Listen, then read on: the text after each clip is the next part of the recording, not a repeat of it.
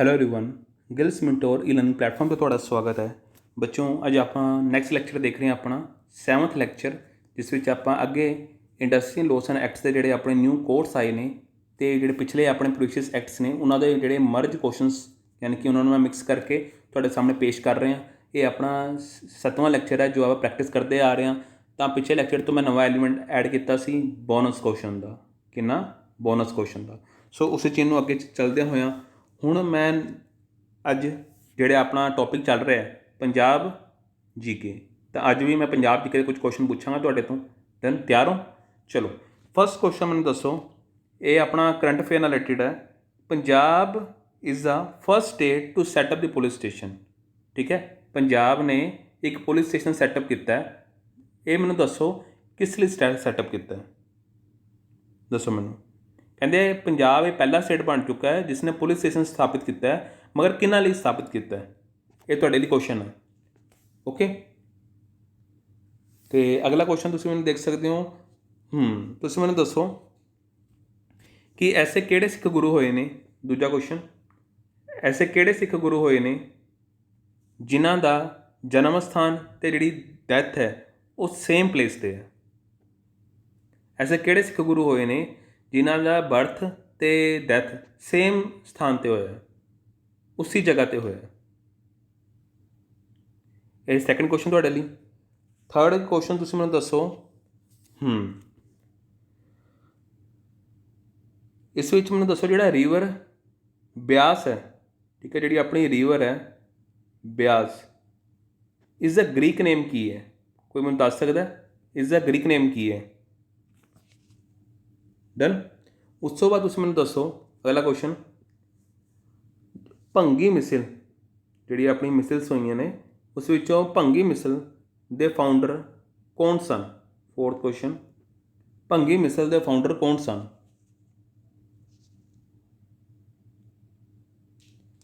ਅਗਲਾ question geography ਨਾਲ related Punjab ਦੀ। Done. ਤੁਸੀਂ ਮੈਨੂੰ ਇਹ ਦੱਸੋ ਕਿ ਜਿਹੜਾ ਆਪਣਾ ਕੀ ਨਾਮ ਹੈ, ਚਲੋ ਜੋਗ੍ਰਾਫੀ ਵਾਲਾ ਰਹਿਣ ਦਿਓ ਹਾਲੇ ਤੁਸੀਂ, ਹੈ ਨਾ, ਜ਼ਿਆਦਾ ਔਖਾ ਹੋ ਜਾਏਗਾ ਤੁਹਾਡੇ ਲਈ। ਤਾਂ ਆਪਾਂ ਇਸ ਲਈ ਇਹ ਪੁੱਛ ਲੈਂਦੇ ਹਾਂ ਤੁਹਾਡੇ ਤੋਂ, ਜਸਟ ਅ ਮਿੰਟ।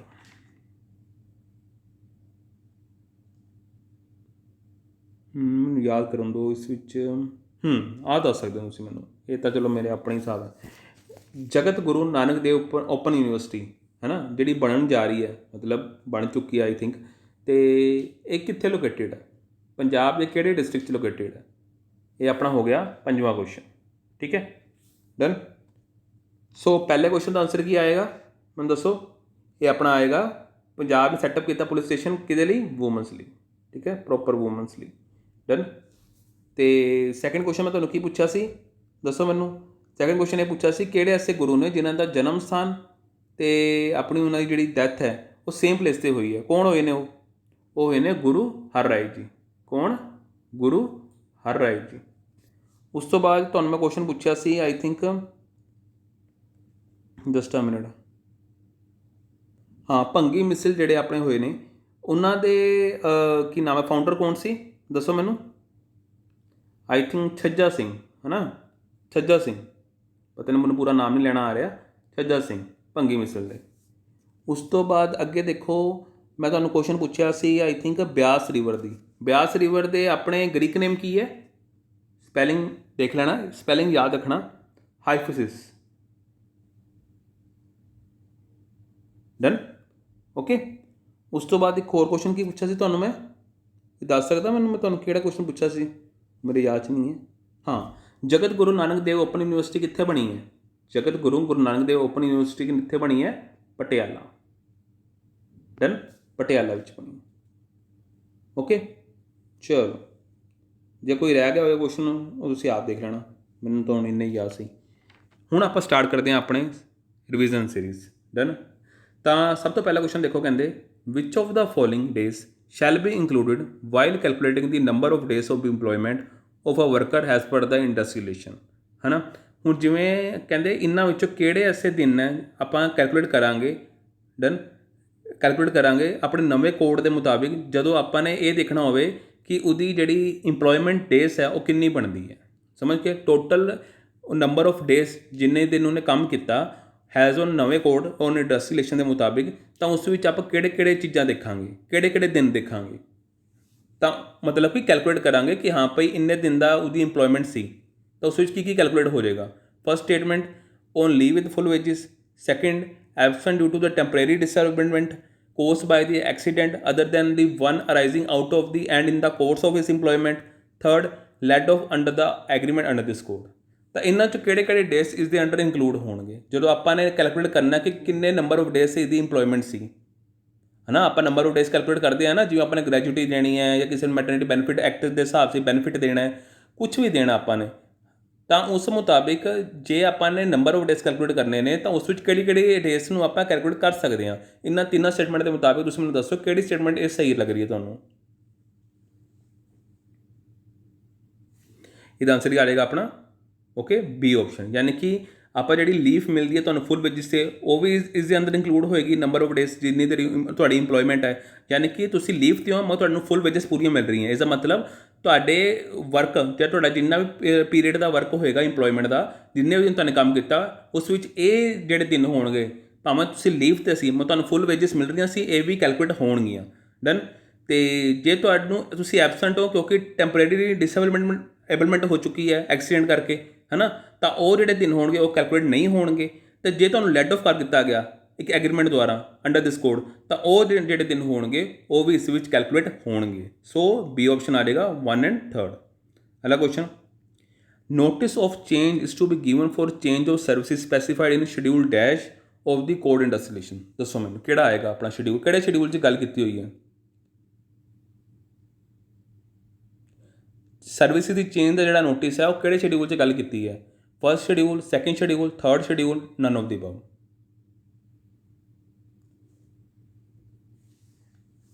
ਇਹਦਾ ਆਨਸਰ ਕੀ ਆ ਜਾਏਗਾ ਆਪਣਾ, ਦੱਸੋ, ਸੀ ਆਪਸ਼ਨ ਆ ਜਾਏਗਾ, ਯਾਨੀ ਕਿ ਥਰਡ ਸ਼ਡਿਊਲ 'ਚ ਗੱਲ ਕੀਤੀ ਹੋਈ ਹੈ। ਅਗਲਾ question, which is the minimum notice period required for change of any condition of services is mentioned in the third schedule of the code industrialization।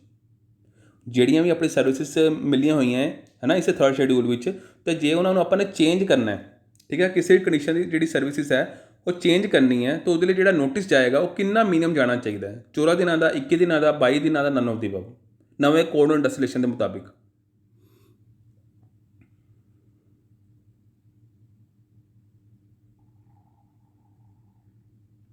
ਇਹਦਾ ਆਨਸਰ ਕੀ ਆ ਜਾਏਗਾ ਆਪਣਾ, ਬੀ ਆਪਸ਼ਨ। ਠੀਕ ਹੈ, ਘੱਟੋ ਘੱਟ 21 ਦਿਨਾਂ ਦਾ ਨੋਟਿਸ ਤਾਂ ਜਾਏਗਾ ਹੀ ਜਾਏਗਾ।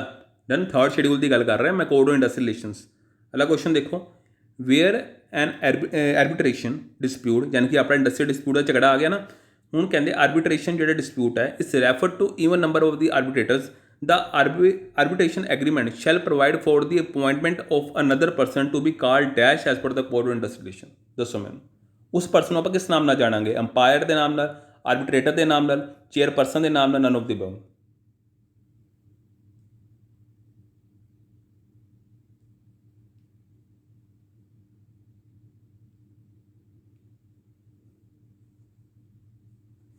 ਇਹਦਾ ਆਨਸਰ ਹੀ ਆ ਜਾਏਗਾ ਆਪਣਾ ਇਹ ਆਪਸ਼ਨ, ਉਹਨੂੰ ਆਪਾਂ ਅੰਪਾਇਰ ਰੱਖਦੇ ਹਾਂ ਨਵੇਂ ਕੋਡ ਇੰਡਸਟਰੀਏਸ਼ਨ ਦੇ ਮੁਤਾਬਿਕ। ਡਨ।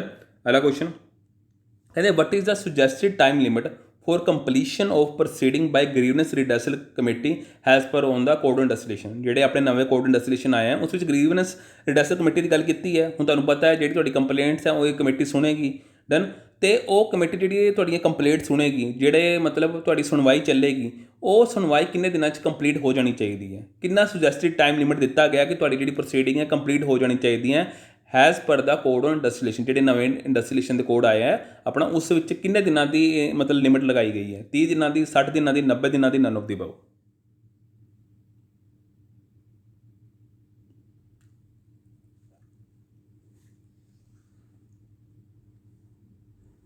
ਇਹਦਾ ਆਨਸਰ ਕੀ ਆ ਜਾਏਗਾ ਆਪਣਾ, 30 ਦਿਨਾਂ ਦੀ ਲਿਮਿਟ ਲਗਾਈ ਗਈ ਹੈ। ਅਗਲਾ question, according to the provisions of the code on occupational safety health and working condition 2019, within the how many days it is mandatory for the establishment covered by the code to get registered with the registered officer। ਦੱਸੋ ਮੈਨੂੰ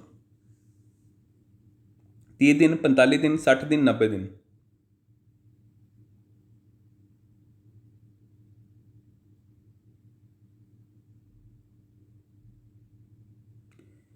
ਉਹ ਕਹਿੰਦੇ ਜਿਹੜਾ ਆਪਣਾ code ਹੈ occupational safety health and working condition, ਤਾਂ ਇਸ code ਵਿੱਚ ਇਹ ਗੱਲ ਆਖੀ ਹੈ ਕਿ ਜੇ ਕੋਈ ਇਸਟੈਬਲਿਸ਼ਮੈਂਟ ਬਣਦੀ ਹੈ ਤਾਂ ਉਸਨੇ ਆਪਣੇ ਆਪ ਨੂੰ ਰਜਿਸਟਰ ਕਰਾਉਣਾ ਪਏਗਾ, ਮਤਲਬ ਰਜਿਸਟਰ ਆਫਿਸਰ ਦੁਆਰਾ। ਤਾਂ ਉਸਨੂੰ ਕਿੰਨੇ ਦਿਨਾਂ 'ਚ ਆਪਣੇ ਆਪ ਨੂੰ ਰਜਿਸਟਰ ਕਰਾ ਲੈਣਾ ਚਾਹੀਦਾ ਕਿ ਤਾਂ ਕਿ ਉਹ ਇਸ ਕੋਡ ਔਨ ਓਕੂਪੇਸ਼ਨਲ ਵਿਦ ਦੇ ਅੰਡਰ ਆ ਜਾਵੇ। 30 ਦਿਨ, 45 ਦਿਨ, 60 ਦਿਨ, 90 ਦਿਨ।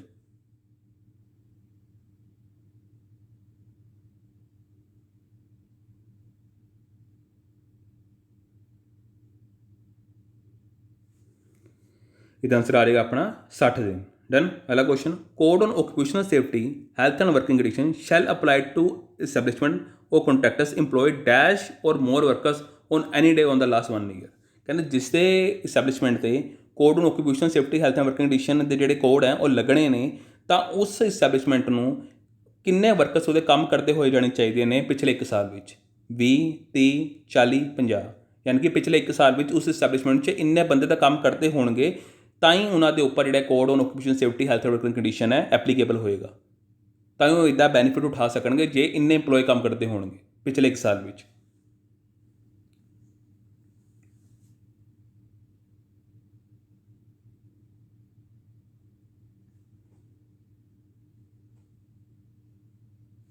ਇਹਦਾ ਆंसर ਕੀ ਆ ਜਾਏਗਾ ਆਪਣਾ?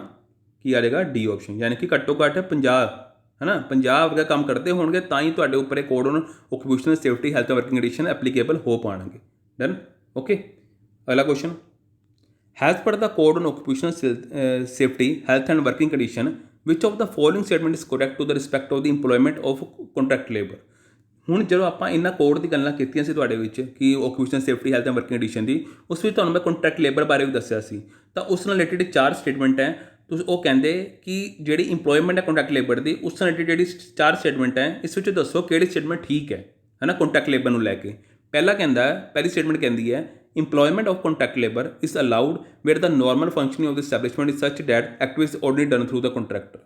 है ना, ਪਹਿਲੀ ਇਹ ਕਹਿੰਦੇ ਕਿ ਕੰਟਰੈਕਟ ਲੇਬਰ ਅਲਾਊਡ ਹੈ, ਡਨ, ਯਾਨੀ ਕਿ ਕੰਟਰੈਕਟ ਲੇਬਰ ਦੀ ਨੌਕਰੀ ਹੋ ਸਕਦੀ ਹੈ ਜੇ ਤੁਹਾਡੀ ਨੋਰਮਲ ਫੰਕਸ਼ਨਿੰਗ ਜਿਹੜੀ ਸਟੈਬਲਿਸ਼ਮੈਂਟ ਹੈ ਉਹ ਆਰਡੀਨਰੀ ਡਨ ਹੋ ਰਹੀ ਹੈ ਕੰਟਰੈਕਟਰ ਦੁਆਰਾ। ਯਾਨੀ ਕਿ ਜਿਹੜਾ ਤੁਹਾਡਾ ਨੋਰਮਲ ਕੰਮ ਵੀ ਹੈ ਉਹ ਕੰਟਰੈਕਟਰ ਦੁਆਰਾ ਹੋ ਰਿਹਾ, ਤਦ ਉਸ ਵਕਤ ਤੁਸੀਂ ਕੀ ਕਰ ਸਕਦੇ ਹੋ? ਕੰਟਰੈਕਟ ਲੇਬਰ ਨੂੰ ਮਤਲਬ ਅਲਾਉ ਕਰ ਸਕਦੇ ਹੋ, ਉਸਦੀ ਇੰਪਲੋਇਮੈਂਟ ਨੂੰ ਅਲਾਉ ਕਰ ਸਕਦੇ ਹੋ। ਪਹਿਲੀ ਸਟੇਟਮੈਂਟ ਇਹ ਕਹਿੰਦੀ ਹੈ। ਦੂਜੀ ਸਟੇਟਮੈਂਟ ਕਹਿੰਦੀ ਹੈ employment of contract labor is allowed where the activities are such that they require the full time worker for the major portion of the day। ਦੂਜੀ ਸਟੇਟਮੈਂਟ ਇਹ ਕਹਿਣਾ ਚਾਹ ਰਹੀ ਹੈ ਕਿ ਕੰਟਰੈਕਟ ਲੇਬਰ ਅਲਾਉ ਕੀਤੀ ਜਾ ਸਕਦੀ ਹੈ ਉਸ ਜਗ੍ਹਾ 'ਤੇ ਜਿਹੜੀਆਂ ਐਕਟੀਵਿਟੀਜ਼ ਲਈ ਸਾਨੂੰ ਫੁੱਲ ਟਾਈਮ ਵਰਕਰ ਦੀ ਲੋੜ ਹੈ ਅਤੇ ਉਹ ਮੇਜਰ ਪੋਰਸ਼ਨ ਆਫ ਡੇ ਉਹ ਕੰਮ ਕਰਦੇ ਹੋਣਾ ਚਾਹੀਦਾ ਹੈ। ਯਾਨੀ ਕਿ ਸਾਨੂੰ ਇੱਕ ਦਿਨ ਲਈ ਘੱਟੋ ਘੱਟ 8 ਘੰਟੇ 9 ਘੰਟੇ ਲਈ ਸਾਨੂੰ ਪ੍ਰੋਪਰ ਬੰਦਾ ਚਾਹੀਦਾ ਕੰਮ ਕਰਨ ਲਈ, ਤਾਂ ਉਸ ਵਕਤ ਤੁਸੀਂ ਕੰਟਰੈਕਟ ਲੇਬਰ ਨੂੰ ਲਾਗੂ ਕਰਵਾ ਸਕਦੇ ਹੋ, ਯਾਨੀ ਕਿ ਤੁਸੀਂ ਕੰਟਰੈਕਟ ਲੇਬਰ ਨੂੰ ਰੱਖ ਸਕਦੇ ਹੋ। ਕਿਆ ਇਹ ਸਟੇਟਮੈਂਟ ਠੀਕ ਹੈ? ਥਰਡ ਸਟੇਟਮੈਂਟ ਕਹਿੰਦੇ ਹੈ employment of contract labor is allowed where the same work is carried out by the regular worker in the establishment। ਹੁਣ ਥਰਡ ਕਹਿੰਦੇ ਕੰਟਰੈਕਟ ਲੇਬਰ ਉੱਥੇ ਵੀ ਅਲਾਉ ਕੀਤੀ ਜਾ ਸਕਦੀ ਹੈ ਜਿੱਥੇ ਇਹ ਸੇਮ ਕੰਮ ਇੱਕ ਰੈਗੂਲਰ ਵਰਕਮੈਨ ਵੀ ਕਰ ਸਕਦਾ ਹੈ, ਉੱਥੇ ਕੰਟਰੈਕਟ ਲੇਬਰ ਲਾਗੂ ਕੀਤੀ ਜਾ ਸਕਦੀ ਹੈ। ਕਿਆ ਸਟੇਟਮੈਂਟ ਠੀਕ ਹੈ? ਨਨ ਆਫ ਦੀ ਅਬਵ, ਯਾਨੀ ਕਿ ਡੀ, ਮਤਲਬ ਇਹਨਾਂ ਤਿੰਨਾਂ 'ਚ ਕੋਈ ਵੀ ਠੀਕ ਨਹੀਂ ਹੈ। ਦੱਸੋ ਮੈਨੂੰ ਕਿਹੜੀ ਸਟੇਟਮੈਂਟ ਤੁਹਾਨੂੰ ਲੱਗ ਰਹੀ ਹੈ ਕਿ ਕਰੈਕਟ ਹੈ as on the code on occupation safety ਦੇ ਮੁਤਾਬਿਕ ਜਦੋਂ ਆਪਾਂ ਕੰਟਰੈਕਟ ਲੇਬਰ ਦੀ ਗੱਲ ਆਖਦੇ ਹਾਂ।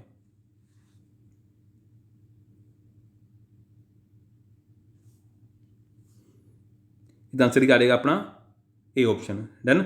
ਦੇਖੋ ਪਹਿਲਾਂ ਜਿਹੜੀ ਗੱਲ ਕਰ ਰਹੇ ਨਾ ਕਿ employment of contract labour allow ਕਰ ਦਿੱਤੀ ਜਾ ਸਕਦੀ ਹੈ ਜੇ ਤੁਹਾਡੀ ਜਿਹੜੀ ਨੋਰਮਲ ਫੰਕਸ਼ਨਿੰਗ ਵੀ ਹੈ ਨਾ ਉਸ ਵਿੱਚ ਜਿਹੜੇ ਬੰਦੇ ਬੈਠੇ ਹੋਏ ਨੇ ਉਹ ਵੀ ਕਿਸ ਦੁਆਰਾ ਹੋ ਰਹੇ ਨੇ? ਕੰਟਰੈਕਟਰ ਦੁਆਰਾ ਹੀ ਹੋ ਰਹੇ ਨੇ, ਹੈ ਨਾ। ਜਿਵੇਂ ਤੁਹਾਨੂੰ ਤੁਸੀਂ ਕਦੇ ਦੇਖਿਆ ਹੋਣਾ ਹੋਸਪਿਟੈਲਿਟੀ ਦੇ, ਮਤਲਬ ਹੋਸਪਿਟੈਲਿਟੀ ਛੱਡੋ, ਹੋਸਪਿਟਲ ਨਰਸਿੰਗ, ਹੈ ਨਾ, ਤੁਸੀਂ ਦੇਖਿਆ ਹੋਣਾ ਕਿ ਉੱਥੇ ਜਿਹੜੇ ਵਰਕਰ ਕੰਮ ਕਰ ਰਹੇ ਹੁੰਦੇ ਉਹ ਕਿਸੇ ਕੰਟਰੈਕਟਰ ਦੁਆਰਾ ਹੀ ਆਏ ਹੁੰਦੇ ਆ ਉੱਥੇ, ਹੈ ਨਾ। ਜੇ ਨਰਸ ਆ ਜਾਂਦੇ ਆ, ਜਿਵੇਂ ਕੋਈ ਹੈਲਪਰ ਵਰਕਰ ਹੁੰਦੇ ਆ, ਕਈ ਥਾਵਾਂ 'ਤੇ ਆਪਾਂ ਦੇਖਦੇ ਹਾਂ, ਤਾਂ ਉੱਥੇ ਜਿਹੜਾ ਨੋਰਮਲ ਫੰਕਸ਼ਨਿੰਗ ਵੀ ਚੱਲ ਰਹੀ ਹੈ ਉਹ ਕੰਟਰੈਕਟਰ ਦੁਆਰਾ ਹੀ ਚੱਲ ਰਹੀ ਹੈ। ਉਹਨਾਂ ਨੇ ਏਜੰਸੀ ਨੂੰ ਹਾਇਰ ਕੀਤਾ ਹੋਇਆ, ਉਹ ਹੀ ਕੰਮ ਕਰਾ ਕੇ ਦੇ ਰਹੇ ਨੇ, ਤਾਂ ਉੱਥੇ ਤੁਸੀਂ ਕੰਟਰੈਕਟ ਲੇਬਰ ਲਾਗੂ ਕਰਵਾ ਸਕਦੇ ਹੋ। ਠੀਕ ਹੈ, ਇਸ ਲਈ ਇਹ ਆਪਸ਼ਨ ਠੀਕ ਹੈ। ਬੀ ਇਸ ਕਰਕੇ ਠੀਕ ਨਹੀਂ ਹੈ ਕਿਉਂਕਿ ਤੁਹਾਨੂੰ ਆਲਰੇਡੀ ਫੁੱਲ ਟਾਈਮ ਵਰਕਰ ਦੀ ਲੋੜ ਹੈ, ਤੁਸੀਂ ਕੰਟਰੈਕਟ ਲੇਬਰ ਕਿਉਂ ਰੱਖੋਗੇ? ਤੁਸੀਂ ਫੁੱਲ ਟਾਈਮ ਵਰਕਰ ਰੱਖੋਗੇ, ਹੈ ਨਾ।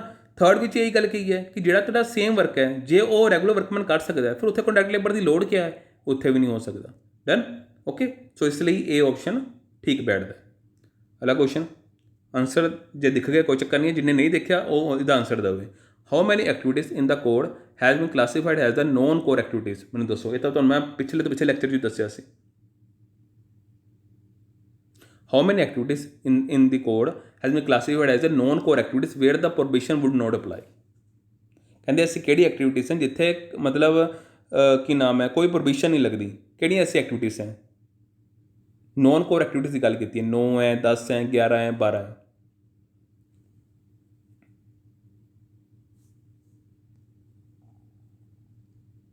ਇਹਦਾ आंसर आ जाएगा अपना सी ऑप्शन, ठीक है, 11 ने। देन अगला question, according to the code on wages 2019 what maximum amount of fine can be imposed on the employer for the offences of non maintenance or improper maintenance of records in the establishment? 10,000, 50,000, 30,000, 25,000। ਜੇ ਉਹ ਮਤਲਬ records proper ਤਰੀਕੇ ਨਾਲ maintain ਨਹੀਂ ਕਰਦਾ ਤਾਂ ਉਸ ਦੇ ਉੱਪਰ ਕਿੰਨਾ ਜੁਰਮਾਨਾ ਇੰਪਲੋਇਰ ਦੇ ਉੱਪਰ, ਠੀਕ ਹੈ, ਦੱਸੋ ਮੈਨੂੰ, ਬੋਸ ਦੇ ਉੱਪਰ ਕਿੰਨਾ ਜੁਰਮਾਨਾ ਹੈ ਨਵੇਂ ਕੋਡ ਦੇ ਹਿਸਾਬ से, ਜਿਹੜਾ ਆਪਣਾ ਕੋਡ ਆਇਆ ਔਨ ਵੇਜਿਸ 2019।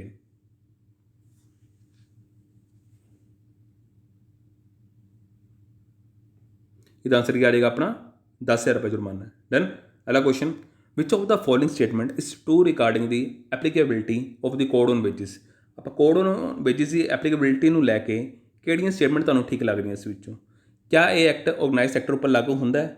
ਕਿਆ ਇਹ ਸਟੇਟਮੈਂਟ ਠੀਕ ਹੈ? ਕਿਆ ਇਹ ਐਕਟ ਅਨਆਰਗੇਨਾਈਜ਼ ਸੈਕਟਰ ਉੱਪਰ ਲਾਗੂ ਹੁੰਦਾ ਹੈ?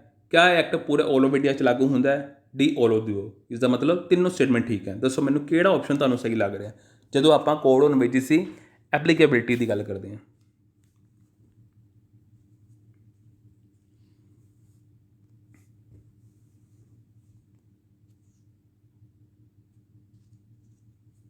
ਇਹਦਾ ਆंसर क्या रहेगा? D option. तीनों चीज़ां अप्लाई होंगी, डन, तीनों स्टेटमेंट ठीक है। अगला question, which of the following statement is true with respect to advisory board of the code on wages. जो ਆਪਾਂ ਕੋਡ ਔਨ ਵੇਜਿਸ ਪੜ੍ਹਿਆ ਸੀ ਉਸ ਵਿੱਚ ਐਡਵਾਈਜ਼ਰੀ ਬੋਰਡ ਦੀ ਗੱਲ ਕੀਤੀ ਸੀ ਤਾਂ ਉਸ ਨਾਲ ਰਿਲੇਟਡ 4 ਸਟੇਟਮੈਂਟ ਦਿੱਤੀਆਂ। ਤੁਸੀਂ ਮੈਨੂੰ ਦੱਸੋ ਕਿਹੜੀ ਸਟੇਟਮੈਂਟ ਤੁਹਾਨੂੰ ਠੀਕ ਲੱਗ ਰਹੀ ਹੈ।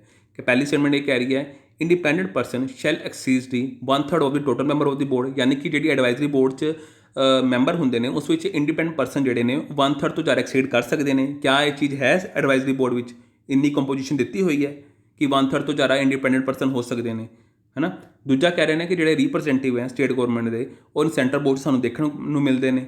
ਤੀਜਾ ਕਹਿੰਦੇ ਜਿਹੜੀ ਆਪਣੇ ਆ ਪਰਸਨ ਰੀਪ੍ਰੈਜ਼ੈਂਟੇਟਿਵ ਸਟੇਟ ਗੌਰਮੈਂਟ ਦਾ ਉਹ ਆਲਰੇਡੀ ਚੇਅਰਪਰਸਨ ਵੀ ਹੋਏਗਾ, ਯਾਨੀ ਕਿ ਜੇ ਕੋਈ ਰੀਪ੍ਰੈਜ਼ੈਂਟੇਟਿਵ ਹੁੰਦਾ ਸਟੇਟ ਗੌਰਮੈਂਟ ਦਾ ਉਹਨੂੰ ਚੇਅਰਪਰਸਨ ਬਣਾਇਆ ਜਾ ਸਕਦਾ। ਚੌਥੀ ਗੱਲ ਕਹਿੰਦੇ ਨੇ ਕਿ ਜਿਹੜਾ 1/3 ਜਿਹੜੇ ਮੈਂਬਰ ਹੋਣਗੇ ਇਸ ਬੋਰਡ ਦੇ ਉਹ ਵੂਮਨ ਹੋਣਗੀਆਂ। ਇਹਨਾਂ ਚਾਰਾਂ ਸਟੇਟਮੈਂਟ ਨੂੰ ਦੇਖਦੇ ਹੋਇਆ ਤੁਸੀਂ ਮੈਨੂੰ ਦੱਸੋ ਕਿਹੜੀ ਕਿਹੜੀ ਸਟੇਟਮੈਂਟ ਠੀਕ ਬੈਠਦੀ ਹੈ। ਪਹਿਲੀਆਂ 4 ABC, ABCD, ABD, BCD। Statement ਦੁਬਾਰਾ ਪੜ੍ਹ ਲਓ। ਪਹਿਲੇ 'ਚ ਕਹਿ ਰਹੇ ਨੇ ਕਿ ਜੇ 1/3 ਇੰਡੀਪੈਂਡੈਂਟ ਪਰਸਨ ਹੁੰਦੇ ਨੇ, ਹੈ ਨਾ, ਕਿਆ ਉਸ ਨਾਲੋਂ ਜ਼ਿਆਦਾ ਰੱਖੇ ਜਾ ਸਕਦੇ ਨੇ ਜਾਂ ਉਸ ਤੋਂ ਜ਼ਿਆਦਾ ਐਕਸੀਡ ਕੀਤੇ ਜਾ ਸਕਦੇ ਨੇ। ਪਹਿਲੀ ਸਟੇਟਮੈਂਟ ਇਹ ਕਹਿ ਰਿਹਾ। ਦੂਜਾ ਕਹਿ ਰਿਹਾ ਕਿ ਕਿਆ ਸਟੇਟ ਗੌਰਮੈਂਟ ਦੇ ਰਿਪ੍ਰੈਜ਼ੈਂਟੇਟਿਵ ਆਉਂਦੇ ਨੇ ਸੈਂਟਰ ਬੋਰਡ ਵਿੱਚ, ਜਿਹੜੀ ਐਡਵਾਈਜ਼ਰੀ ਬੋਰਡ ਹੈ। ਤੀਜੀ ਸਟੇਟਮੈਂਟ ਕਹਿ ਰਿਹਾ ਕਿ ਜਿਹੜੇ ਪਰਸਨ ਰਿਪ੍ਰੈਜ਼ੈਂਟੇਟਿਵ ਆਉਣਗੇ ਸਟੇਟ ਗੌਰਮੈਂਟ ਦੇ ਕਿਆ ਉਹਨਾਂ 'ਚੋਂ ਚੇਅਰਪਰਸਨ ਬਣਾਇਆ ਜਾ ਸਕਦਾ। ਕਿਆ ਸਟੇਟਮੈਂਟ ਠੀਕ ਹੈ। ਅਤੇ ਜਿਹੜੇ ਵੂਮਨਸ ਹੈ 1/3 ਵੂਮਨ ਜਿਹੜੇ ਮੈਂਬਰ ਹੋਣਗੇ ਉਹ ਵੂਮਨ ਹੋਣਗੇ, ਮਾਫ ਕਰਨਾ ਉਲਟਾ ਬੋਲ ਗਿਆ, ਕਿ ਟੋਟਲ ਜਿਹੜੇ ਆਪਣੀ ਐਡਵਾਈਜ਼ਰੀ ਬੋਰਡ 'ਚ ਮੈਂਬਰ ਹੋਣਗੇ ਉਸ ਵਿੱਚੋਂ 1/3 ਮੈਂਬਰ ਵੂਮਨ ਹੋਣਗੇ। ਕਿਆ ਇਹ ਚੀਜ਼ ਸਹੀ ਹੈ? ਦੱਸੋ ਮੈਨੂੰ ਕਿਹੜੀ ਸਟੇਟਮੈਂਟ ਤੁਹਾਨੂੰ ਠੀਕ ਲੱਗ ਰਹੀ ਹੈ। ਪਹਿਲੀਆਂ 4, ਪਹਿਲੀਆਂ 3, ABD, BCD।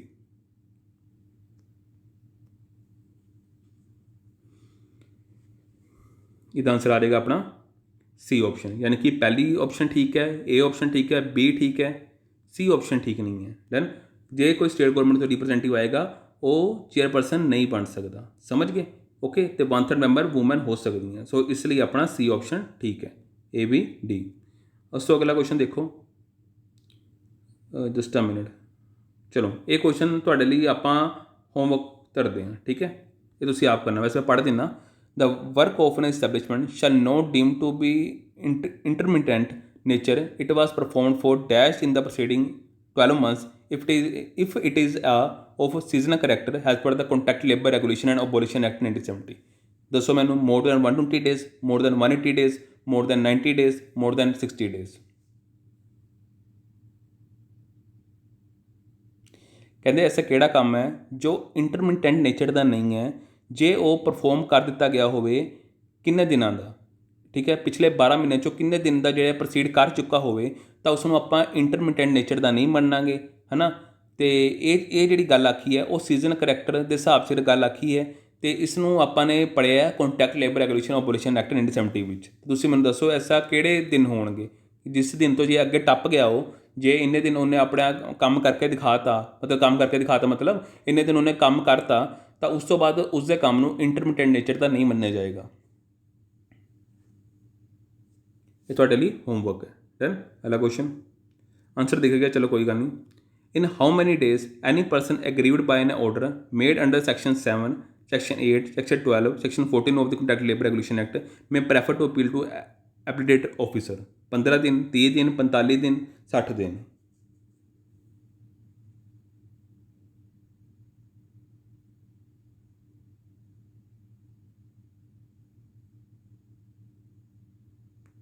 जिवें कोई झगड़ा होंदा है, ठीक है, कॉन्ट्रैक्ट लेबर के हिसाब से, मतलब कोई भी क्लेम आया, कुछ भी आया कॉन्ट्रैक्ट लेबर के हिसाब से, तो उसके उपर जिहड़ी अपील पानी होएगी, है ना, तो किन्ने दिनों च पा सकदा एप्लीट ऑफिसर नूं? सैक्शन 8 के मुताबिक, 12 ते 14 मुताबिक। उरे तुहानूं सैक्शन याद करने की बिल्कुल लोड़ नहीं है। दसो मैनूं 15 दिन, 30 दिन, 45 दिन, 60 दिन। आंसर आके आ जाएगा 30 दिन। डन। अगला question, what is the maximum number of the members appointed in the Central Advisory Board under the Contract Labour Regulation and Abolition Act 1970? ਦੱਸੋ ਮੈਨੂੰ। ਜਦੋਂ ਆਪਾਂ ਸੈਂਟਰਲ ਐਡਵਾਈਜ਼ਰੀ ਬੋਰਡ ਦੀ ਗੱਲ ਆਖਦੇ ਹਾਂ ਇਸ ਕੰਟਰੈਕਟ ਲੇਬਰ ਰੈਗੂਲੇਸ਼ਨ ਅਬੋਲੀਸ਼ਨ ਐਕਟ ਦੇ ਮੁਤਾਬਿਕ, ਤਾਂ ਉਸ ਵਿੱਚ ਤੁਹਾਨੂੰ ਟੋਟਲ ਕਿੰਨੇ ਮੈਂਬਰ ਦੇਖਣ ਨੂੰ ਮਿਲਦੇ ਨੇ? ਮੈਕਸਿਮਮ ਕਿੰਨੇ ਹੋ ਸਕਦੇ ਨੇ? 13, 15, 17, 19।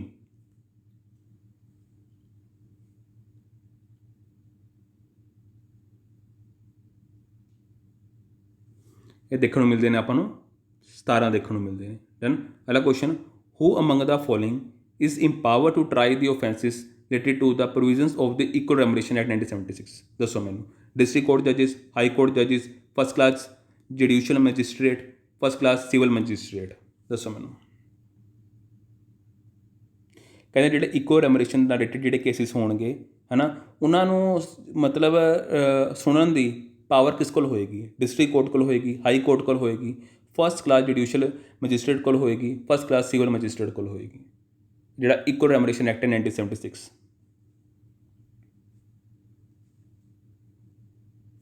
ਇਹਦਾ ਆਂਸਰ ਕੀ ਆ ਜਾਏਗਾ ਆਪਣਾ? C option, first class judicial magistrate ਕੋਲ ਹੋਏਗੀ ਇਹ ਪਾਵਰ। ਡਨ। ਸਮਝ ਗਏ। ਅਗਲਾ question, child labour prohibition and regulation act 1986 forbid ਕਰਦਾ ਹੈ employment of the adolescent in which of the following? ਕਹਿੰਦੇ ਜਿਹੜਾ ਆਪਣਾ ਇਹ ਚਾਈਲਡ ਲੇਬਰ ਦਾ ਐਕਟ ਹੈ 1986 ਦਾ, ਉਸ ਵਿੱਚ ਸਾਨੂੰ ਕਿਹਾ ਗਿਆ ਕਿ ਜਿਹੜੇ ਅਡੋਲੈਸੈਂਟ ਹੈ ਉਸ ਨੂੰ ਇਹਨਾਂ ਚਾਰਾਂ ਵਿੱਚੋਂ ਜਾਂ ਤਿੰਨਾਂ ਵਿੱਚੋਂ ਕਿਹੜੇ ਕੰਮ ਵਿੱਚ ਫੋਰਵਰਡ ਕੀਤਾ ਗਿਆ ਕਿ ਤੁਸੀਂ ਇੱਥੇ ਕੰਮ ਨਹੀਂ ਕਰਾ ਸਕਦੇ? ਇੱਕ ਐਡੋਲੈਸੈਂਟ ਏਜ ਦੇ ਮਤਲਬ ਉਮਰ ਦੇ ਦਰਾਜ਼ ਦੇ ਬੱਚੇ ਨੂੰ ਸੀਮੈਂਟ ਮੈਨੂਫੈਕਚਰਿੰਗ ਵਿੱਚ, ਟੈਨਿੰਗ ਵਿੱਚ, ਸੋਪ ਮੈਨੂਫੈਕਚਰਿੰਗ ਵਿੱਚ, all of the above, all of this ਮਤਲਬ। ਇਹਦਾ ਆਂਸਰ ਕੀ ਆ ਜਾਏਗਾ ਆਪਣਾ? ਦੱਸੋ। ਡੀ ਆਪਸ਼ਨ, ਯਾਨੀ ਕਿ ਤਿੰਨਾਂ ਵਿੱਚ ਜਿੱਥੇ ਵੀ ਕੋਈ ਕੰਮ ਦੀ ਲੋੜ ਹੋਏਗੀ ਉੱਥੇ ਤੁਸੀਂ ਅਡੋਲੈਸੈਂਟ ਏਜ ਦੇ ਬੱਚੇ ਨੂੰ ਨਹੀਂ ਰੱਖ ਸਕਦੇ, ਫੋਰਵਰਡ ਕੀਤਾ ਗਿਆ। ਅਗਲਾ question, minimum rate of subsistence allowance in case of the suspension pending inquiry has been given under the which of the following legislation? ਇਹ ਤੁਹਾਨੂੰ ਮੈਂ ਕੱਲ੍ਹ ਕਰਾਇਆ ਸੀ, ਇਹ ਤੁਹਾਡੇ ਲਈ ਹੋਮਵਰਕ ਹੈ। ਡਨ। ਸਮਝ ਗਏ। ਇਹ ਤੁਹਾਨੂੰ ਮੈਂ ਕੱਲ੍ਹ ਹੀ ਕਰਾਇਆ ਆਈ ਥਿੰਕ, ਬਸ ਉਹਦੇ ਉਲਟਾ ਕੇ ਕੁਐਸਚਨ ਅਲੱਗ ਪੁੱਛਿਆ ਹੋਇਆ ਹੈ ਅਤੇ ਤੁਸੀਂ ਮੈਨੂੰ ਦੱਸਣਾ ਚੋਂ ਕਿਹੜਾ ਆਂਸਰ ਠੀਕ ਹੋਏਗਾ। ਚਲੋ ਤੁਹਾਨੂੰ ਇਹਦਾ ਆਂਸਰ ਮੈਂ ਹੁਣੀ ਦੱਸਾਂਗਾ, ਬਟ ਮੈਂ ਐਕਸਪਲੇਨ ਨਹੀਂ ਕਰਾਂਗਾ ਇਸ ਵਿੱਚ। ਮਤਲਬ ਐਕਸਪਲੇਨ ਕੀ ਕਰਨਾ ਇਸ ਵਿੱਚ, ਤੁਹਾਨੂੰ ਕੱਲ੍ਹ ਪਿੱਛੇ ਦੱਸਿਆ ਮੈंने, ਇਹ ਰਿਪੀਟ ਕੁਐਸਚਨ ਹੋ ਗਿਆ, ਬਸ ਉਹਨਾਂ ਨੇ ਥੋੜ੍ਹਾ ਚੇਂਜ ਕਰਕੇ ਪੁੱਛ ਲਿਆ।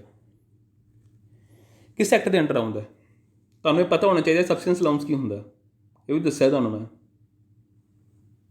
ਵਿੱਚ ਤੁਹਾਨੂੰ ਇੱਕ ਦੋ ਕੁਐਸਚਨ ਮੈਂ ਤੁਹਾਨੂੰ ਥੋੜ੍ਹਾ ਜਿਹਾ ਤੁਹਾਨੂੰ ਕੁਐਸਚਨ ਤੁਹਾਡੇ ਮਾਈਂਡਿੰਗ ਕੁਐਸਚਨ ਕਰਨ ਦੀ ਕੋਸ਼ਿਸ਼ ਕਰਿਆ ਕਰਾਂਗਾ, ਹਰੇਕ ਦਿਨ ਹੀ ਵਿੱਚੋਂ ਤਾਂ ਇਸ ਨੂੰ ਤੁਹਾਨੂੰ ਮਾਈਂਡ ਨਹੀਂ ਕਰਨਾ, ਇਹ ਤੁਹਾਡੇ ਲਈ ਹੀ ਬੈਨੀਫਿਟ ਹੈ। ਤੁਸੀਂ ਸੋਚੋਗੇ ਤਾਂ ਸੀ ਨਾ ਕਮ ਸੇ ਕਮ, ਜੇ ਮੈਂ ਹਰੇਕ ਚੀਜ਼ ਐਕਸਪਲੇਨ ਕਰਾਂਗਾ ਤੁਸੀਂ ਸੁਣ ਹੀ ਜਾਓਗੇ, ਹੈ ਨਾ, ਮਤਲਬ ਸੋਚੋਗੇ ਕਦੋਂ ਕਿ ਹਾਂ ਭਾਈ ਇਸ 'ਤੇ ਕੁਐਸਚਨ ਮਾਰਕ ਤਾਂ ਆਉਣਾ ਚਾਹੀਦਾ ਨਾ ਤੁਹਾਡੇ। ਸਟੂਡੈਂਟ ਉਹੀ ਜਿਸ ਦਾ ਕੁਐਸਚਨ ਮਾਰਕ ਆ ਰਿਹਾ, ਜੇ ਕੁਐਸਚਨ ਮਾਰਕ ਨਹੀਂ ਆ ਰਿਹਾ ਨਾ, ਇਸਦਾ ਮਤਲਬ ਜਾਂ ਤਾਂ ਤੁਸੀਂ ਬਹੁਤ ਜ਼ਿਆਦਾ ਅੱਛਾ ਸਮਝ ਰਹੇ ਹੋ, ਜਾਂ ਮਤਲਬ ਇਹ ਹੈ ਕਿ ਤੁਸੀਂ ਇਗਨੋਰ ਕਰ ਰਹੇ ਹੋ। ਮਤਲਬ ਤੁਸੀਂ ਬੁਰਾ ਨਾ ਮੰਨਣਾ, ਬਟ ਕਹਿਣ ਦਾ ਭਾਵ ਹੈ ਕਿ ਅਸੀਂ ਚਾਹੁੰਦੇ ਹਾਂ, ਮੈਂ ਤਾਂ ਮੇਰੀ ਤਾਂ ਇਹੀ ਥਿੰਕਿੰਗ ਰਹਿੰਦੀ ਹੈ ਕਿ ਤੁਹਾਡੇ ਦਿਮਾਗ ਵਿੱਚ ਕੁਐਸਚਨ ਮਾਰਕ ਆਉਣਾ ਚਾਹੀਦਾ। ਵਟ ਇਜ਼ ਦਾ ਸਬਸਿਸਟੈਂਸ ਅਲਾਊਂਸ, ਹੈ ਨਾ, ਇਨਕੁਆਇਰੀ ਕਿਉਂ ਬੈਠਦੀ ਹੈ, ਇਹ ਜਿਹੜੇ ਕੁਐਸਚਨ ਮਾਰਕ ਹੈ ਤੁਹਾਡੇ ਦਿਮਾਗ 'ਚ ਆਉਣੇ ਚਾਹੀਦੇ ਨੇ। ਸੋ ਉਹਦੇ ਲਈ ਵਿੱਚ ਕੁਐਸਚਨ, ਇੱਕ ਜਾਂ ਦੋ ਕੁਐਸਚਨ, ਜ਼ਿਆਦਾ ਨਹੀਂ, ਹੈ ਨਾ, ਆਪਾਂ ਜ਼ਿਆਦਾ ਤੰਗ ਵੀ ਨਹੀਂ ਕਰਨਾ ਤੁਹਾਨੂੰ, ਹਰੇਕ ਕੁਐਸਚਨ ਦਾ ਤੁਹਾਡੇ ਤੋਂ ਨਹੀਂ ਪੁੱਛਣਾ, ਵਿੱਚ ਇੱਕ ਜਾਂ ਦੋ ਕੁਐਸਚਨ ਤੁਹਾਨੂੰ ਦਿੱਤੇ ਮੈਂ। ਸੋ ਇੰਨਾ ਤੁਸੀਂ ਮੈਨੂੰ ਕੋਆਪਰੇਟ ਕਰਨਾ। ਡਨ। ਇਹਦਾ ਆਂਸਰ ਕੀ ਆ ਜਾਏਗਾ ਆਪਣਾ? C option. ਕਿਸ ਐਕਟ ਦੇ ਅੰਡਰ ਆਉਂਦਾ ਹੈ? ਇੰਡਸਟਰੀਅਲ ਇੰਪਲੋਇਮੈਂਟ ਸਟੈਂਡਿੰਗ ਆਰਡਰ ਦੇ ਐਕਟ ਦੇ ਅੰਡਰ ਆਉਂਦਾ। ਅਗਲਾ question, which of the following shall become a part of worker reskilling fund under the code industrialization, मैं दसो। The contribution of the employer of the amount equal to 30 days which is drawn by the worker, the contribution of the employer, the contribution of the employer of an amount equal to 15 days which is done by the worker on the contribution of the employer, the contribution of the employer of an amount equal to 45 days which is drawn by the worker contribution by employer। ਦੱਸੋ ਜਦੋਂ ਆਪਾਂ worker ਰੀਸਕਿਲਿੰਗ fund ਦੀ ਗੱਲ ਆਖੀ ਹੈ ਨਾ, ਜਦੋਂ ਆਪਾਂ code ਇੰਡਸਟਰੀਏਸ਼ਨ ਪੜ੍ਹਿਆ ਸੀ ਉਸ ਵਿੱਚ ਮੈਂ ਤੁਹਾਨੂੰ ਇਹ ਟਰਮ ਪੜ੍ਹਾਇਆ ਸੀ ਵਰਕਰ ਰੀਸਕਿਲਿੰਗ ਫੰਡ ਦਾ, ਤਾਂ ਉਸ ਵਿੱਚ ਜਿਹੜਾ ਕੰਟਰੀਬਿਊਸ਼ਨ ਜਾਏਗਾ ਇੰਪਲੋਇਰ ਵੱਲੋਂ ਉਹ ਉਹਨਾਂ ਦੀ ਵੇਜਿਸ ਦਾ ਕਿੰਨਾ ਜਾਏਗਾ, 30, 15, 45, ਤਾਂ ਕਿ ਉਹਨਾਂ ਦੀ ਰੀਸਕਿਲ ਉੱਪਰ ਕੰਮ ਕੀਤਾ ਜਾ ਸਕੇ ਵਰਕਰ ਦੀ। ਇਹਦਾ ਆਨਸਰ ਕੀ ਆ ਜਾਏਗਾ ਆਪਣਾ ਬੀ ਆਪਸ਼ਨ। ਡਨ, ਕਿੰਨੇ ਦਿਨਾਂ ਦਾ, 15 ਦਿਨਾਂ ਦਾ। ਡਨ, ਬੀ ਆਪਸ਼ਨ ਆ ਗਿਆ ਨਾ। ਚਲੋ ਅਗਲਾ ਕੁਐਸਚਨ ਦੇਖੋ, which of the following statement is true respect to the lay off under the chapter 10th of the code industrialisation. ਜਦੋਂ ਆਪਾਂ ਲੇ ਆਫ ਦੀ ਗੱਲਾਂ ਆਖੀਆਂ chapter 10th of code industrialisation 'ਚ, ਤਾਂ ਉਸ ਨਾਲ ਰਿਲੇਟਡ ਚਾਰੋਂ ਸਟੇਟਮੈਂਟ 'ਚ ਕਿਹੜੀ ਸਟੇਟਮੈਂਟ ਤੁਹਾਨੂੰ ਠੀਕ ਲੱਗਦੀ ਹੈ? ਆ ਬਦਲੀ worker shall not be laid off under the provision of code. ਤੇ ਜਿਹੜਾ ਬਦਲੀ ਵਰਕਰ ਹੋਏਗਾ ਦੈਨ ਕਿਸੇ ਟੈਂਪਰੇਰੀ ਬੇਸ ਤੁਹਾਨੂੰ ਕਿਸੇ ਪਰਸਨ ਨੂੰ ਤੁਸੀਂ ਲੈ ਆਏ ਹੈ ਨਾ, ਬਦਲੀ ਵਰਕਰ ਹੈ, ਇਹ ਚੇਂਜ ਹੁੰਦਾ ਰਹਿੰਦਾ, ਕਿਆ ਉਹ ਇਸ ਪ੍ਰੋਵੀਜ਼ਨ ਦੇ ਅੰਡਰ ਨਹੀਂ ਆਉਂਦਾ, ਉਸ ਨੂੰ ਲੈਡ ਆਫ ਨਹੀਂ ਕੀਤਾ ਜਾ ਸਕਦਾ। ਦੂਜੀ ਗੱਲ ਕਿ ਲੇ ਆਫ ਜਿਹੜਾ ਕਰਨਾ ਤੁਸੀਂ, ਮੈਂ ਲੈਡ ਆਫ ਕਹਿ ਗਿਆ, ਮਾਫ ਕਰਨਾ, ਲੇ ਆਫ ਜਿਹੜਾ ਕਰਨਾ ਇਹ ਪਰਮਿਟਡ ਹੈ ਇਨ ਦਾ ਸ਼ੋਰਟੇਜ ਆਫ ਪਾਵਰ, ਹੈ ਨਾ। ਤੁਸੀਂ ਲੇ ਆਫ ਉਦੋਂ ਵੀ ਕੀਤਾ ਜਾ ਸਕਦਾ ਜਦੋਂ ਤੁਹਾਡੇ ਕੋਲ ਪਾਵਰ ਦੀ ਸ਼ੋਰਟੇਜ ਹੈ, ਅਤੇ ਲੇ ਆਫ ਉਦੋਂ ਵੀ ਕੀਤਾ ਜਾ ਸਕਦਾ ਹੈ ਜਦੋਂ ਮਤਲਬ ਜੇ ਤੁਹਾਡੇ ਕੋਲ ਮਿਨਰਲਸ ਖਤਮ ਹੋ ਗਏ ਨੇ। ਦੱਸੋ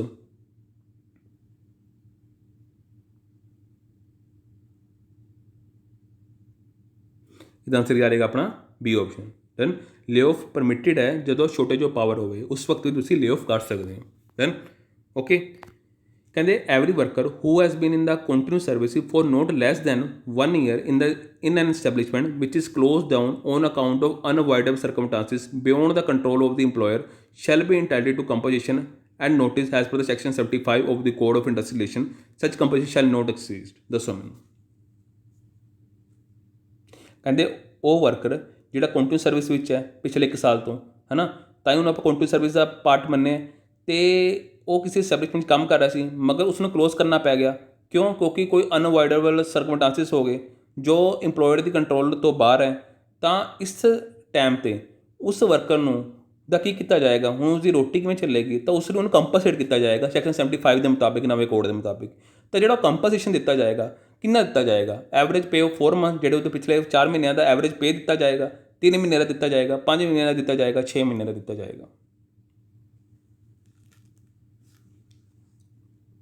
ਇਹਦਾ ਆਨਸਰ ਆ ਜਾਏਗਾ ਕਿੰਨਾ ਦਿੱਤਾ ਜਾਏਗਾ? ਐਵਰੇਜ ਪੇ ਆਫ 3 ਮਹੀਨਿਆਂ ਦਾ ਦਿੱਤਾ ਜਾਏਗਾ। ਦੈਨ ਅਗਲਾ question, which of the following days shall be included while calculating the number of days of employment of the worker as per the code under resolution। ਦੱਸੋ ਮੈਨੂੰ, ਇਹਦਾ ਸੇਮ ਕੁਐਸਚਨ ਆ ਗਿਆ ਨਾ। ਚਲੋ ਇਹ ਤਾਂ ਰਹਿਣ ਦਿਓ। ਅਗਲਾ ਕੁਐਸਚਨ ਦੇਖੋ, if a worker other than a worker on a continuous service under the code on industrial is let off, he shall be paid a compensated by the employer equal to। ਦੱਸੋ ਮੈਨੂੰ, ਕਹਿੰਦੇ ਕੋਈ ਐਸਾ worker other than worker on continue service, ਕੋਈ ਐਸਾ worker ਜਿਹੜਾ continue service ਸੀ ਉਸ ਨੂੰ ਛੱਡ ਕੇ ਜਿਹੜੇ ਬਾਕੀ ਵਰਕਰ ਨੇ, ਅਤੇ ਇਸ ਕੋਡ ਔਨ ਇੰਡਸਟਰੀਏਸ਼ਨ ਮੁਤਾਬਿਕ ਜੇ ਉਹਨਾਂ ਨੂੰ ਲੈਟ ਆਫ ਕੀਤਾ ਜਾਂਦਾ ਤਾਂ ਉਹਨਾਂ ਨੂੰ ਕਿੰਨਾ ਕੰਪਨਸੇਟ ਕੀਤਾ ਜਾਏਗਾ? 50% of basic wages, 50% of basic wages and DNS allowance, 75% of basic wages and DNS allowance, none of the above. ਮੈਂ ਉਹਨਾਂ ਦੀ ਗੱਲਾਂ ਕਰ ਰਿਹਾ ਜਿਹੜੇ ਕੰਟੀਨਿਊ ਸਰਵਿਸ ਵਿੱਚ ਨਹੀਂ ਨੇ। ਕੰਟੀਨਿਊ ਸਰਵਿਸ ਦੀ ਗੱਲ ਆਪਾਂ ਉੱਪਰ ਪਹਿਲੀ ਆਖ ਕੇ ਆਏ ਹਾਂ, ਅਤੇ ਉਹਨਾਂ ਲਈ ਕੀ ਕੀਤਾ ਜਾਏਗਾ, ਉਹਨਾਂ ਨੂੰ ਕਿਵੇਂ ਕੰਪਨਸੇਟ ਕੀਤਾ ਜਾਏਗਾ। ਮਤਲਬ ਜਦੋਂ ਇਹਨਾਂ ਨੂੰ ਕਰਨਾ ਆਪਾਂ ਨੇ ਤਾਂ ਉਹਨਾਂ ਨੂੰ ਇਵੇਂ ਕਿਵੇਂ ਦੇਖਾਂਗੇ ਆਪਾਂ? ਹੁਣ ਇਹਨਾਂ ਵਰਕਰ ਦਾ ਕਿਵੇਂ ਹਿਸਾਬ ਤਾਂ ਬਣੇਗਾ ਜਿਹੜੇ ਕੰਟੀਨਿਊ ਸਰਵਿਸ 'ਚ ਨਹੀਂ ਹੈ? ਇਹਨਾਂ ਨੂੰ ਕਿੰਨੀ ਵੇਜਿਸ ਦਿੱਤੀਆਂ ਜਾਣਗੀਆਂ? 50% of basic wages and DNS allowance. ਠੀਕ ਹੈ। ਅਗਲਾ question, within the how many days N employer shall report to the appropriate government or any authority prescribed by the appropriate government as well as to conciliation officer regarding any notice of the strike lockout as per on the code and legislation? 7, 5, 3, none of the above।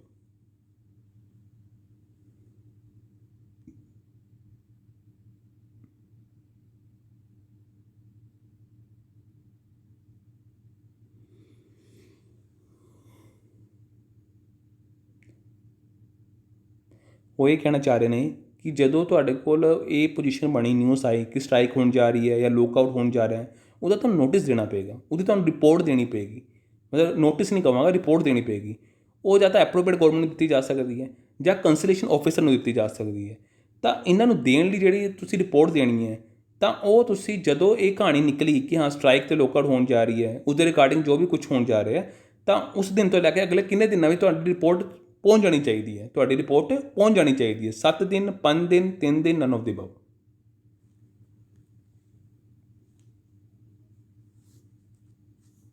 ਇਹਦਾ answer ਕੀ ਆ ਜਾਏਗਾ?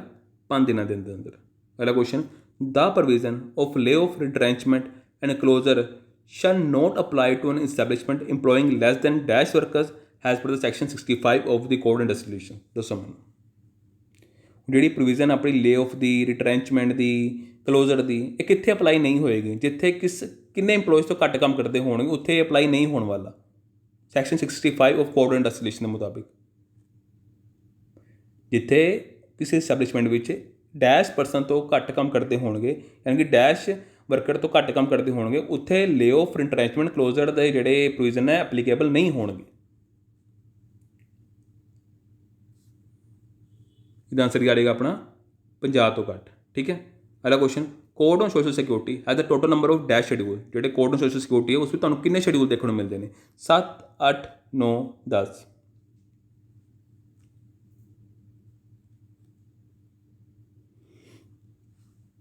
ਇਹਦਾ answer ਕੀ ਆ ਜਾਏਗਾ ਆਪਣਾ?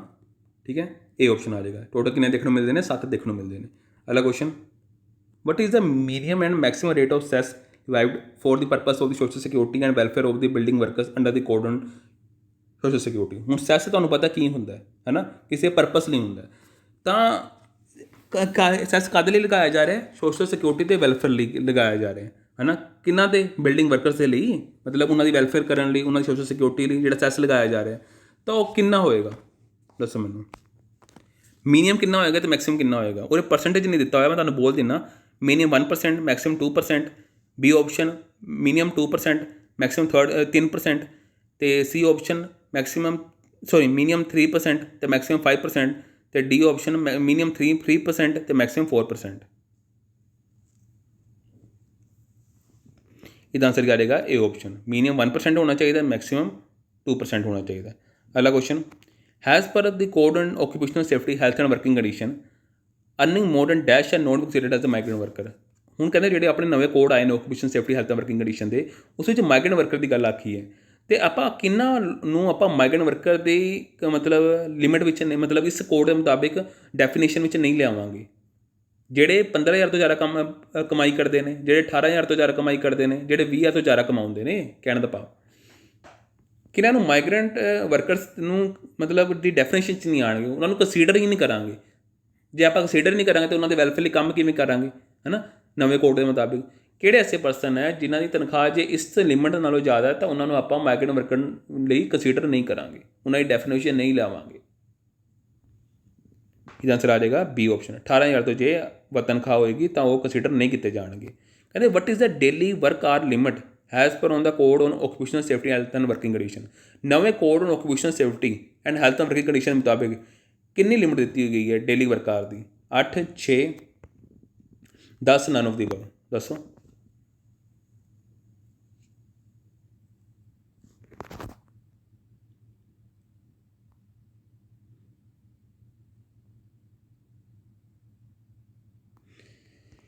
ਇਹ ਆਪਸ਼ਨ ਕਿੰਨੀ ਦਿੱਤੀ ਗਈ? 8 ਦਿੱਤੀ ਗਈ ਹੈ। ਹੁਣ ਤੁਹਾਡੇ ਲਈ ਹੋਮਵਰਕ ਹੈ ਕਿ ਪੁਰਾਣੀ ਕਿੰਨੀ ਦਿੱਤੀ ਗਈ ਸੀ, ਪੁਰਾਣੇ ਪੁਲਿਸ ਐਕਟ ਦੇ ਮੁਤਾਬਿਕ ਕਿੰਨੇ ਆਰ ਦੀ ਲਿਮਿਟ ਸੀ, ਦੱਸ ਸਕਦਾ ਕੋਈ ਮੈਨੂੰ?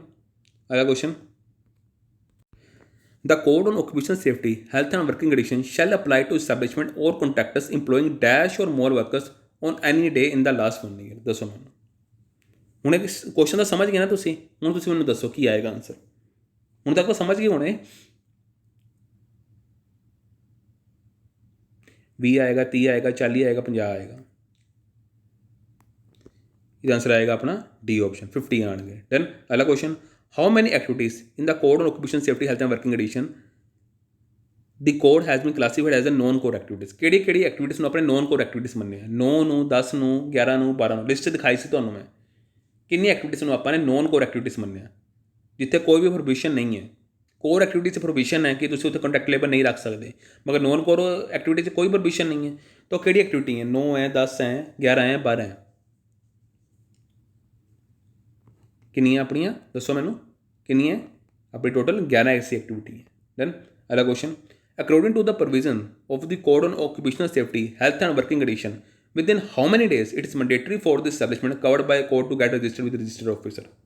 चलो एक रिपीट हो गया क्वेश्चन, इसका आंसर तुम खुद दस सकते हो, मैं करा चुका दोनों। देन किन्ने 60 दिन।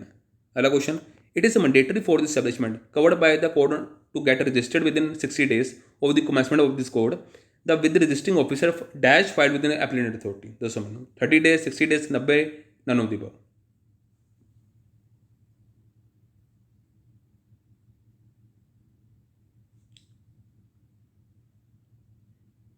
कहते मैंडेटरी है जे कोई इस्टैबलिशमेंट इस कोड के अंडर कवर होंगी है तो उन्हें अपने आप को 60 दिनों के अंदर रजिस्टर भी करा लिया, हूँ वो अपील करना चाहती है, ठीक है, मतलब अपील फाइल करना चाहती है, तो वह किन्ने दिनों फाइल कर सकती है? 30 दिन, 60 दिन, 90 दिन।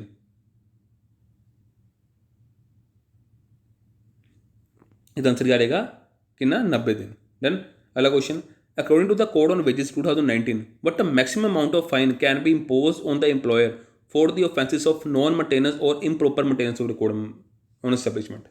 ये तुम हुणी कराया आई थिंक मैं, दसो मैनू 10,000, 50,000, 30,000, 25,000, कितना जुर्माना लगेगा जो वो अपने रिकॉर्ड मेनटेन नहीं करता कोड ऑन वेजेस के मुताबिक? इसका आंसर क्या रहेगा अपना? 10,000, ठीक है। अगला question, with respect to the code on wages bill 2019 recently introduced in the parliament which of the following statement is true? ਜਿਹੜਾ ਬਿੱਲ 2019 ਚ ਇੰਟਰੋਡਿਊਸ ਕੀਤਾ ਗਿਆ ਸੀ ਉਹਦੇ ਨਾਲ ਰਿਲੇਟਡ ਕਿਹੜੀ ਕਿਹੜੀ ਸਟੇਟਮੈਂਟ ਠੀਕ ਹੈ? क्या ਇਹ ਕੋਡ ਰਿਪਲੇਸ ਕਰਦਾ 4 ਲੋਸ ਨੂੰ? ਜਿਹੜਾ ਆਪਣਾ ਕੋਡ ਔਨ ਵੇਜਿਸ ਹੈ ਕਿਹੜੇ ਕਿਹੜੇ ਲੋਸ ਨੂੰ ਰਿਪਲੇਸ ਕਰ ਰਿਹਾ ਹੈ? Payment of wages, minimum wages, payment of bonus, equal remuneration act. ਕਿ ਇਹਨਾਂ ਚਾਰਾਂ ਨੂੰ ਰਿਪਲੇਸ ਕਰਕੇ ਨਵਾਂ ਕੋਡ ਲਿਆਉਂਦਾ ਗਿਆ। ਪਹਿਲੀ ਸਟੇਟਮੈਂਟ ਇਹ ਕਹਿ ਰਹੀ ਹੈ। ਦੂਜੀ ਕਹਿ ਰਹੀ ਹੈ according to the code the respective state government will fix the floor wage taking to the account living standard workers. ਕਹਿੰਦੇ ਇਸ ਕੋਡ ਦੇ ਮੁਤਾबिक ਜਿਹੜਾ ਆਪਾਂ ਨੇ ਫਲੋਰ ਵੇਜ ਰੇਟ ਫਿਕਸ ਕਰਨੇ ਨੇ क्या वो जिम्मेवारी स्टेट गवर्नमेंट की है? दूसरा स्टेटमेंट ये कह रहे हैं। थर्ड स्टेटमेंट कह रही है कि कोड जी है वो फॉरवर्ड करती है gender discrimination in matters related to the wages and the recruitment of the employees for the same work or work of similar nature. Work of similar nature is defined as the work for which is the skill, effort, experience, responsibility required are the same. तीसरा statement ये कहना चाह रहा है code के मुताबिक कि इन्होंने किया इस कोड में कि असी जेंडर डिस्क्रिमिनेशन फॉरवर्ड करते हैं किन्ना मैटर्स में, उन्होंने वेजिस में तो उन्होंने रिक्रूटमेंट ऑफ इंप्लॉय विच जिथे सेम काम हो रहा है तो वर्क जोड़ा सिमिलर नेचर का तो वह जो ऐसा वर्क है जिस जी स्किल बेस है, एफर्ट बेस है, एक्सपीरियंस बेस है तो रिस्पॉन्सिबिलिटी बेस है वो भी सेम है। तो उस सिचुएशन में तुम किसी तरीके का जेंडर डिस्क्रिमिनेशन नहीं कर सकते। ये नवा कोड कहता है। तो तुम मैं दसो इन्होंने तीनों देखते हुए कि स्टेटमेंट तुम्हें ठीक लग रही है? पहली दो, दूजी तीजी, पहली तीजी, ऑल ऑफ द अबव।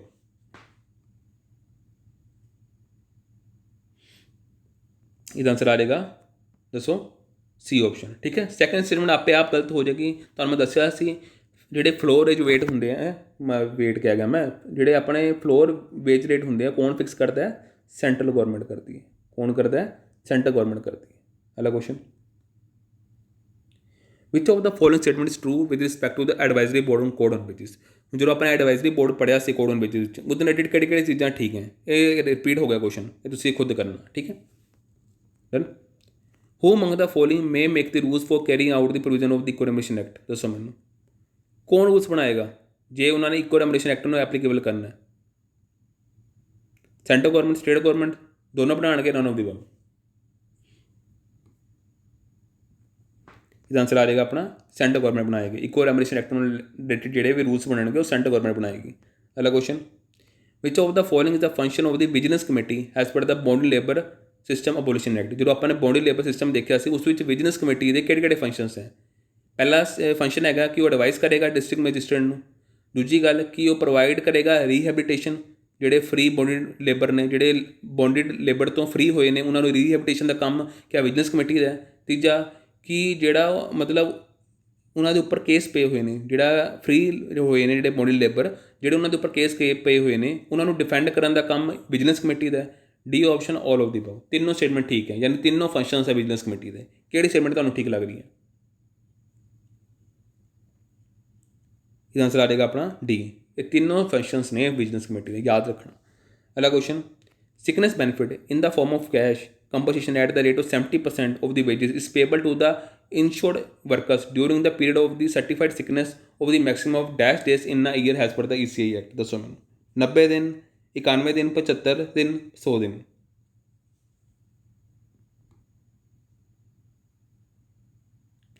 ਹੁਣ ਉਹ ਕਹਿਣਾ ਚਾਹ ਰਹੇ ਨੇ ਕਿ ਜਿਹੜਾ ਸਿਕਨੈਸ ਬੈਨੀਫਿਟ ਦੇ ਮੁਤਾਬਿਕ ਜਿਹੜਾ ਤੁਹਾਨੂੰ ਕੰਪਨਸੇਟ ਕੀਤਾ ਜਾਣਾ ਹੈ, ਕਿੰਨਾ ਕੀਤਾ ਜਾਣਾ ਹੈ, 70% ਤੁਹਾਡੀ ਵੇਜਿਸ ਦਾ, ਅਤੇ ਇਹ ਉਹਨਾਂ ਇੰਸ਼ੋਰਡ ਵਰਕਰ ਨੂੰ ਦਿੱਤਾ ਜਾਣਾ ECI ਐਕਟ ਦੇ ਮੁਤਾਬਿਕ।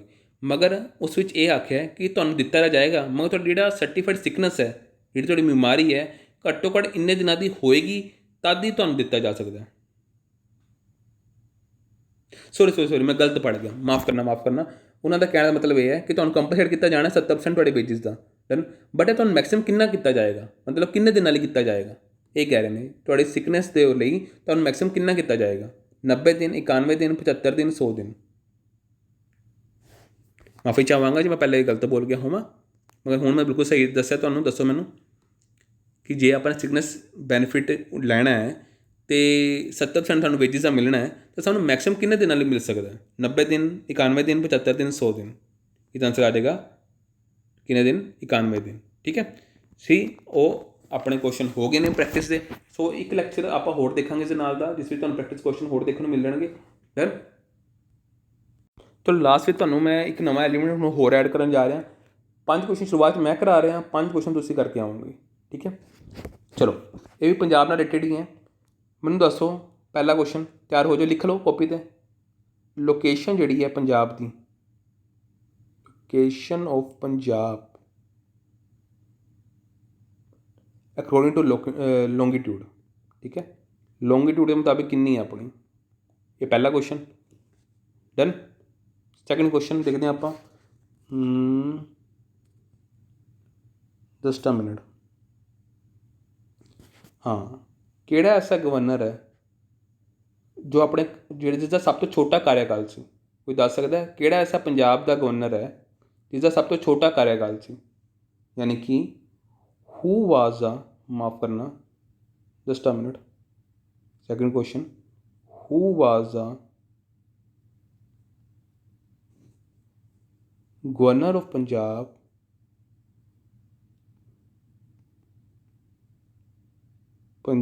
ਮਾਫ करना, थोड़ी राइटिंग गलत हो रही है, for the shortest period of time. समझ गए ना बस। चलो उस तो बाद अगला क्वेश्चन देखो। ठीक है, तीजा क्वेश्चन देखो, किहड़े सिटी विच गुरु नानक देव जी पहले साडे जिहड़े गुरु होए ने बाबर जी नूं मिले सी? दसो मैनूं, किहड़ी सिटी च मिले सी बाबर जी नूं? ਉਹ ਬਾਬਰ ਜੀ ਕਹਿ ਗਿਆ ਮੈਂ, ਬਾਬਰ ਨੂੰ ਕਿਹੜੀ ਸਿਟੀ 'ਚ ਮਿਲੇ ਸੀ?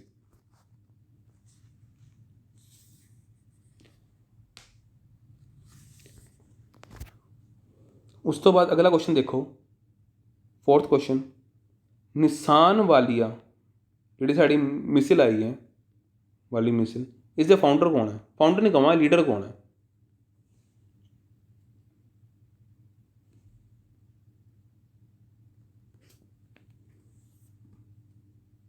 ਪੰਜਵਾਂ ਕੁਐਸਚਨ ਦੇਖੋ,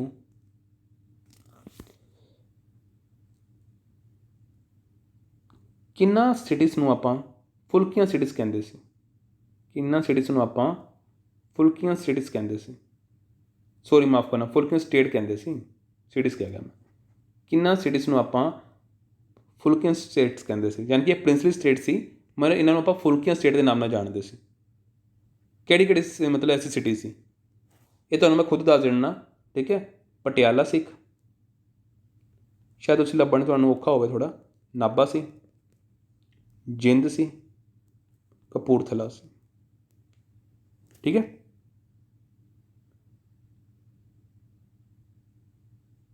ਨਹੀਂ ਮੈਨੂੰ ਤਾਂ ਮੈਂ ਗਲਤ ਬੋਲ ਗਿਆ ਹੋਵਾਂ। ਪਟਿਆਲਾ ਸੀ, ਨਹੀਂ ਨਾਭਾ ਕਿਵੇਂ ਹੋ ਸਕਦਾ? ਨਹੀਂ ਨਾਭਾ ਤਾਂ ਸੀ, ਪਟਿਆਲਾ, ਨਾਭਾ, ਜਿੰਦ, ਨਹੀਂ ਇਹ ਨਹੀਂ ਹੈ। ਠੀਕ ਹੈ, ਕਪੂਰਥਲਾ ਨਹੀਂ ਹੈ। 3 ਸੀ, ਪਟਿਆਲਾ ਸੀ, ਨਾਭਾ ਸੀ, ਜਿੰਦ ਸੀ। ਡਨ, ਇਹ 3 ਠੀਕ ਹੈ, ਜਿਹੜੀ ਆਪਣੀ ਜਿਹਨਾਂ ਨੂੰ ਆਪਾਂ ਫੁਲਕੀਆਂ ਸਟੇਟਸ ਕਹਿੰਦੇ ਸੀ, ਪਟਿਆਲਾ ਸੀ, ਨਾਭਾ ਸੀ ਅਤੇ ਜਿੰਦ ਸੀ। Done, okay. ਸੋ ਬਾਕੀ 4 ਕੁਐਸਚਨ ਤੁਸੀਂ ਕਰਕੇ ਆਣੇ ਨੇ। ਡਨ, ਕੱਲ੍ਹ ਤੁਹਾਨੂੰ ਇਹਦੇ ਆਨਸਰ ਮਿਲ ਜਾਣਗੇ। So thank you very much, take care. ਜੇ ਮਾਫੀ ਚਾਹਾਂਗਾ ਜੇ ਕਿਤੇ ਮੇਰੇ ਤੋਂ ਕੋਈ ਗਲਤੀ ਹੋ ਗਈ ਹੋਵੇ, ਬਟ ਕੋਸ਼ਿਸ਼ ਰਹਿੰਦੀ ਹੈ ਮੇਰੀ ਕਿ ਤੁਹਾਨੂੰ ਸਮਝ ਆਵੇ। Done. So best of luck, ਤਿਆਰੀ ਕਰਦੇ ਰਹੋ। Thank you.